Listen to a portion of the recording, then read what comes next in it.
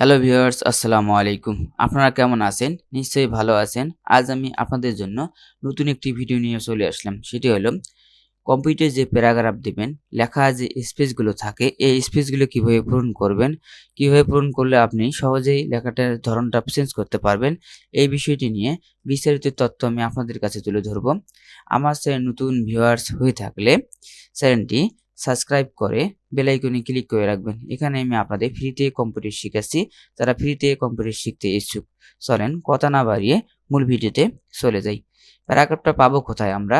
হোমে গিয়ে এখানে গিয়ে যাবো, আমরা প্যারাগ্রাফে দেখবো, এখান থেকে দেওয়া আছে প্যারাগ্রাফ। প্যারাগ্রাফে যাব। প্যারাগ্রাফে যাওয়ার আগে এই দেখবেন টুলসগুলো আপনাদের দেখাচ্ছি। দেখেন প্যারাগ্রাফে এখানে রাইট আছে, বাটন আছে, লেফট আছে, রাইট আছে, সবকিছু দেওয়া আছে। এখান থেকে বিফোর আছে, আফটার আছে, এখানে লাইন স্পেস আছে, ডাবল আছে, তারপর হলো এখানে এইগুলো আমি আপনাদের দেখাবো কিভাবে আপনার প্যারাগ্রাফের কাজটা করবেন। প্রথমে আপনাকে লেখাগুলো সিলেক্ট করে নিতে হবে। এই লেখাগুলো সিলেক্ট করে নিলাম। লেখা সিলেক্ট করার পর এখানে দেখা যাচ্ছে লেখা যে স্পেসগুলো আছে, লেখা যে নিচে ভিতরে যে ভাগগুলো আছে, নিচে মধ্যে মধ্যে যে ভাগগুলো আছে, এই ভাগগুলো পূরণ করব কিভাবে? তাহলে আমাকে কি করতে হবে? এখানে লেখাটা সিলেক্ট করতে হবে। সিলেক্ট করার পর পরবর্তীতে আমাকে প্যারাগ্রাফে যেতে হবে। প্যারাগ্রাফে যাওয়ার পর এরকম একটা ইন্টারফেস চলে আসবে। ইন্টারফেসের মধ্যে এখানে আপনাকে দেখতে হবে নিচে অপশনটা দেওয়া আছে। বিফোর দেওয়া আছে আপনার 0, আফটার দেওয়া আছে 10 পিটি, মানে আফটারটা আপনার বেশি দেওয়া আছে। এখান থেকে আমি যদি 0 করে দেই, তাহলে আমি আফটারটা কম পাবো।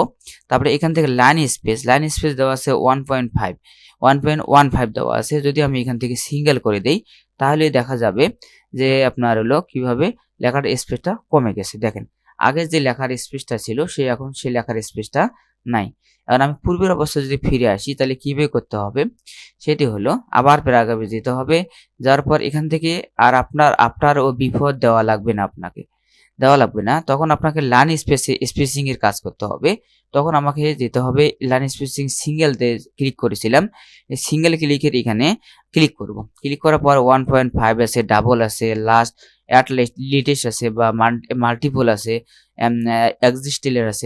এখানে আমি সিঙ্গেল ধরে দেব। দেওয়ার পর এখান থেকে যদি আপনি মনে করেন 1.4 দেই তাহলে লেখার স্পেসটা আগের চেয়ে একটু বেড়ে যাবে। দেখেন ওখানে 10 দেওয়া ছিল, 10 আমরা এখান থেকে কি করলাম 1.4 দিয়ে দিলাম। কিন্তু আরো একটু লেখার স্পেস যদি চাই তাহলে আমরা কি করব? এখান থেকে ক্লিক করে 1.5 ও দিতে পারবো। দেখেন 1.5 দিলেও একটু স্পেসটা বেড়ে গেছে। যদি মনে করি যে আমি হাতে লিখবো এখান থেকে ডাবল আছে বা এটা দিতে পারি, সিঙ্গেল ধরে দিয়ে 1.6 দিয়ে দিলাম। দেখেন লেখার স্পেসটা অনেকটাই বৃদ্ধি হয়ে গেছে। আরেকটা আছে জিনিস, সিলেক্ট করার পর প্যারাগ্রাফে অনেক কাজ আছে। এখান থেকে line space, first line, hardly line option দেওয়া আছে। এখানে প্রথম যে লাইনগুলো আছে এগুলো লাইনগুলোর মধ্যে স্পেসিং ধরবে। যদি মনে করেন যে এখান থেকে ক্লিক করবো, এখান থেকে কাজটি করতে পারবেন।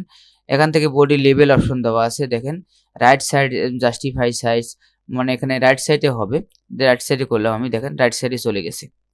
প্যারাগ্রাফটার যে লেখাটা স্পেসটা থাকবে, লেখাটা যে থাকবে, আমি এর আগে সেন্টারে কাজ করছিলাম। প্যারাগ্রাফে গিয়ে যদি মনে করি আমি এখানে সেন্টারে করলাম, সেটা মধ্যে হয়ে গেছে। দেখেন মধ্যে হলো।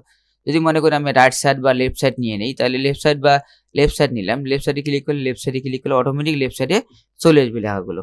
কিন্তু আপনার স্পেসিং যে লেখাগুলোর অপশন প্যারাগ্রাফটা দেওয়া থাকবে, সে স্পেসিং লেখাগুলোই থাকবে, সমস্যা চেঞ্জ হবে না।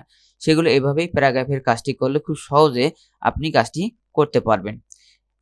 এটি হলো মূল আপনার হলো প্যারাগ্রাফের লাইন স্পেস, এদিকে অনেক কিছু আছে, এগুলো লাগে না। মূলত যে বেসিক যে ধারণাটা, প্যারাগ্রাফের বেসিক যে ধারণাটা, সেটি হলো আপনার আসল। যদি মনে করেন যে এই স্পেসিং মানে যে অপশনটা আছে, অটোমেটিক আমি যদি লিখি কোনো নতুন একটা স্পেসিং এর মাধ্যমে, নতুন যদি কিছু লিখতে যাই তাহলে আবার ওই আগের প্যারাগ্রাফটাই থাকবে। তাহলে আমাকে কি করতে হবে? এটি সিলেক্ট করতে হবে। সিলেক্ট করার পর আমাকে প্যারাগ্রাফে গিয়ে এখানে আপনার 1.6 দেওয়া আছে, 1.6 অথবা 5 দেওয়া থাকবে, অটোমেটিক থাকবে। ডিফল্ট করে দেব, ডিফল্ট করে ইয়েস করে দেব। আগের অবস্থা আমি যদি কিছু একটা লিখি, দেখেন আমি লিখলাম, আবার দেখেন ওই যে প্যারাগ্রাফটা দেওয়া আছে সেই প্যারাগ্রাফটা অটোমেটিক ধরে নিয়েছি। এটা হচ্ছে ডিফল্টের কাজ। আপনি একবারে ডিফল্ট করে রাখলে অটোমেটিক আপনি ১০ দিন বা ৫ দিন পরে ওই আপনার হলো ডকুমেন্টসের মধ্যে যদি আপনি লিখতে চান তাহলে ওখান থেকে আপনি কাজটি করতে পারবেন। এটি ছিল প্যারাগ্রাফের মূল কাজ। যদি কেউ প্যারাগ্রাফের মূল কোনো কাজে সমস্যা মনে করেন তাহলে আমার মেসেজে জানাতে পারেন, হোয়াটসঅ্যাপে জানাতে পারেন অথবা কমেন্টে জানাতে পারেন। ভিডিওটি ভালো লাগলে লাইক, কমেন্ট, শেয়ার করুন। ভালো ভিডিও পেতে চ্যানেলটি সাবস্ক্রাইব করে বেল আইকনে ক্লিক করে রাখবেন।